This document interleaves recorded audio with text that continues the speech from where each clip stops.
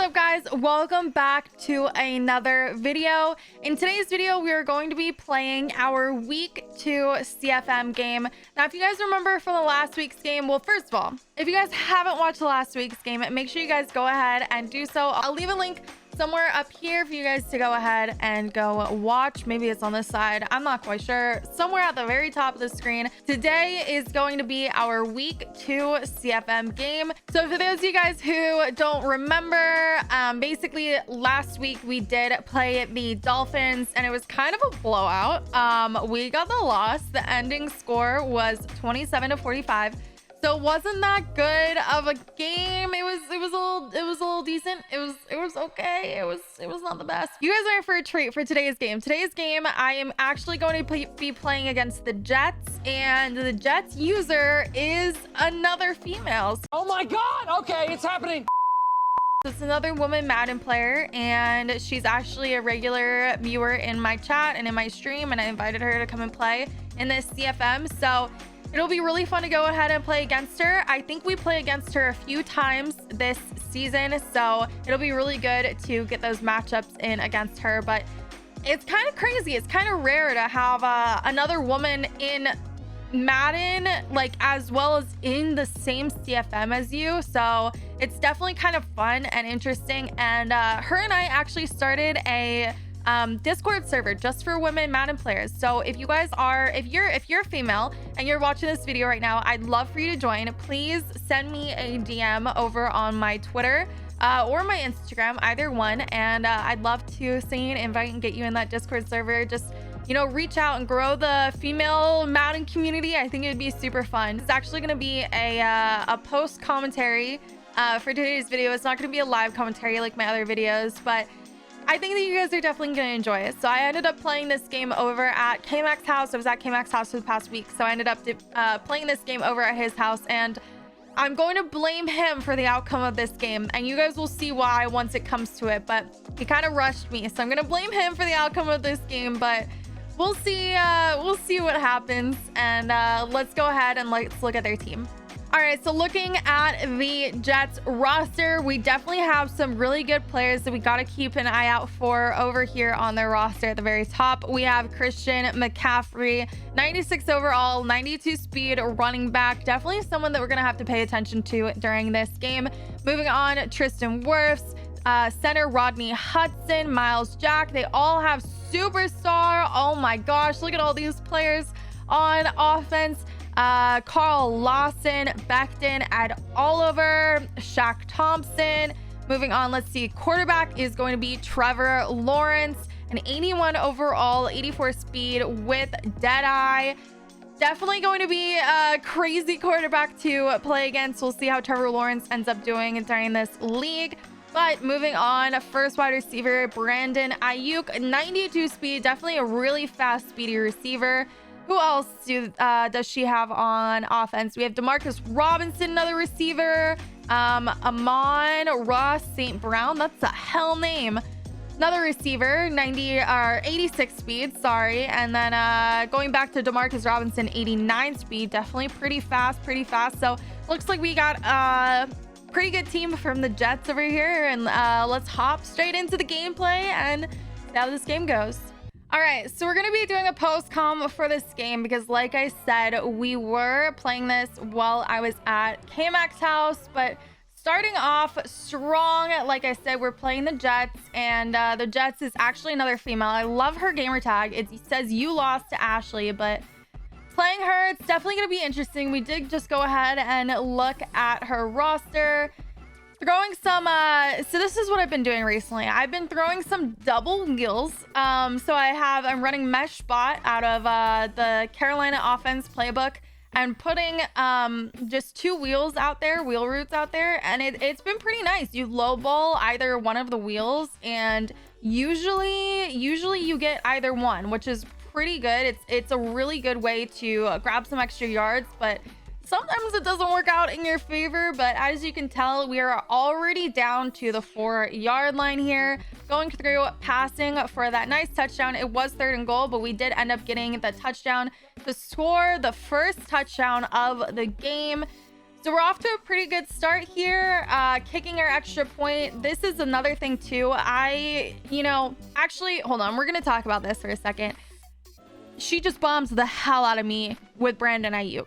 Just absolutely streak straight down the field. Nothing I can do. My player got absolutely toasted. There was just absolutely nothing I can do. But going back on defense, or going back on offense, I mean, see right here, this is what I mean about those double wheel routes. Sometimes it doesn't quite work out the way that you want it to. That ball ended up getting swatted down. Luckily, it did just get swatted down. It didn't get, picked off, which is really good. But we did end up getting sacked, holding us to a 4th and 12. And then I threw this absolute dot over the top, running that double post play that I absolutely love. That was a clutch save. 4th and 12, definitely a scary position to be at. But again, just running some more double posts, trying to get a few yards down the field at a time. Almost getting the touchdown right there. I was able to run the ball in with Matt Breida. Actually, I don't think this is Matt Breida. I'm not exactly sure who number 31 is, but I know that's not Matt Breida. Whoever he is, we were able to run the ball down into the end zone and get a touchdown. Going back on defense, this is a lot of talking. I haven't done a post commentary in such a long time. This is a lot of talking, but going back on defense, I was switching between cover 4 and cover 3. After I got bombed, very first play of the game, I was terrified, absolutely terrified to run another cover 4. So I'm pretty sure for the rest of this game, I stuck mainly to cover 3. But things like that, she ended up throwing this, and this is going to be another thing that is very common. I've actually seen a lot. I'm not exactly sure what play that was, but she does throw a pick right here, so it doesn't really matter what I was talking about. But like I was saying before, I'm not really sure what play that was that she was running, but she threw it, and like I had 3 guys there, and none of them could make it, but I did end up throwing a pick on the very next play. We're not going to talk about it, so she is back on. She's back on defense. Second quarter. 45 seconds left in the quarter. She does a pump fake right here. We end up getting the sack, which it's pretty good. So we're keeping her back, she's not able to score those points that she needs. Ends up not being able to get those points. She does throw it, and it was picked off. And right here, just watch the stick work. I'm just gonna be quiet. Just watch the stick work right here. Listen, if I didn't run out of stamina, that was 100% a touchdown. 100% a touchdown. We're going up 21-7. Unfortunately, we ran out of time, though. We ran out of time in the first half, and she got ball at the start of the second half. So very unfortunate, but moving back over to defense. Again, my user definitely needs a lot of work. I know a lot of you guys have been commenting on my user recently. Trust me, I'm working on it. Stuff like this. Also, like, just watching my plays back is making me kind of conscious about my user, stuff that I need to work on. That right there, that play, that should have been 100% a pick. That swat definitely hurt a lot. 4th and 3. I don't know what I was doing with my user. I went to go tackle. I ran the wrong direction, but she did end up getting it on 4th down, which is pretty heartbreaking, pretty frustrating. But moving the ball down into the end zone does end up scoring right here with Brandon Ayuk. So third quarter, 3 minutes left, throwing that double wheel right there. And then now I just really need to run the ball down the field, go and get that extra 7. So we're going up 1 possession on her, which is exactly what we need. Throwing another double post play. This entire game, I mean, I was running double post. I was running that mesh spot with 2 wheel routes. And then I was also ended up running towards the end of the game, as you guys can see right here. I ended up running a lot of inside zone with Matt Breida. And I didn't do that before. And I didn't do that really the last game, which I should have utilized it a lot more, because it actually works a lot. And that was a hell touchdown right there. That touchdown, I basically threaded the needle on that one. K-Mac was sitting behind me. He was like, oh, throw it. And I threw it. And he was like, oh, you should have waited a second. Luckily, it wasn't picked off. It was very, very close to being picked off. I should have waited probably a second longer to do it, but at least we did end up getting those 7. Trying to hold her right here so that she doesn't get more than 3 points. It's kind of hard to do, but basically what we're trying to do, she does end up running a little bit inside zone, which is definitely really hard to stop this year. no matter if you have inside zone defense or not. It's something that's pretty hard to stop, at least if you have like pretty good run stick. But that play right there, I think she was running almost the exact same as me. That play is so incredibly hard to stop. I've been having a lot of people run that against me on Mutt recently, and oh my god, that play is absolutely tough. But she does end up going and stopping and trying to chew the clock out. She gets that touchdown with 33 seconds left. And now here's the problem. We go and I have 22 seconds left to score and I get sacked. All right. I have 20 seconds left to score in the fourth quarter and I get sacked once again. All right. So now we're on fourth down and I do end up punting the ball just to be safe. All right. So I don't want her to get the ball on fourth down, score, and then game over. I want to bring this into overtime. I want to give myself the best possible chance to win the game. So she ends up going, does one play on offense, gets out of bounds with 2 seconds left in the fourth quarter, goes again, tries. This time she really needs to get that touchdown. I do end up getting the sack on her, and now we take it into overtime. Luckily, I won the coin toss, so I am on offense. And right here, you can see me pounding the ball with Matt Breida.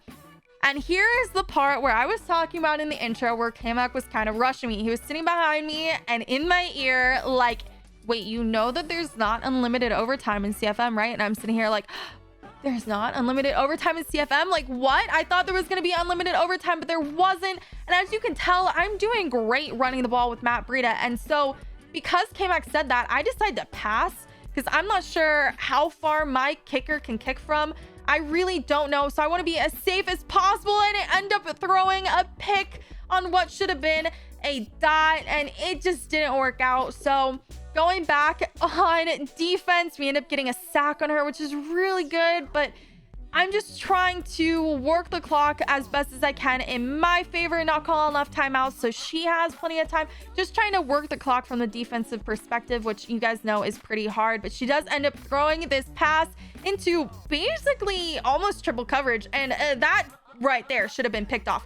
That play right there as well, 100% should have been picked off. Don't know why it wasn't. That was so incredibly frustrating to me. But she has 18 seconds left on the clock, and right here I think it is game over. She calls her very last timeout, and K-Mac is like, wait, don't call a defense yet, let's see what she comes out in. And she came out in an actual play, an actual pass formation, and passes the ball, and I tackle her. I don't call a timeout, and the clock runs out. And that's basically it. And that's basically GG's. And we end up tying. And she DMs me after. I don't know why I didn't kick the ball. And that was it. It was absolutely insane. All right, so as you guys can tell by the box score right here, that game was just absolutely insane. It was crazy what happened. I definitely got cheated a few times with those drop picks, but overall I would like to say it's a pretty good game. We're definitely gonna face the Jets again and Ashley again a few more times during this season, so we'll see how we play the next few games. But yeah, overall I think it was a pretty decent game. It was definitely interesting to tie our like second game of the CFM, but I do think it was pretty interesting. And if you guys did enjoy this video, please make sure to leave a like as well as hit the subscribe button if you guys aren't subscribed. And make sure you guys leave a comment down below. Like I say always, I love reading your guys' comments, so please make sure that you guys go ahead and do that. And I will see you guys in the next video.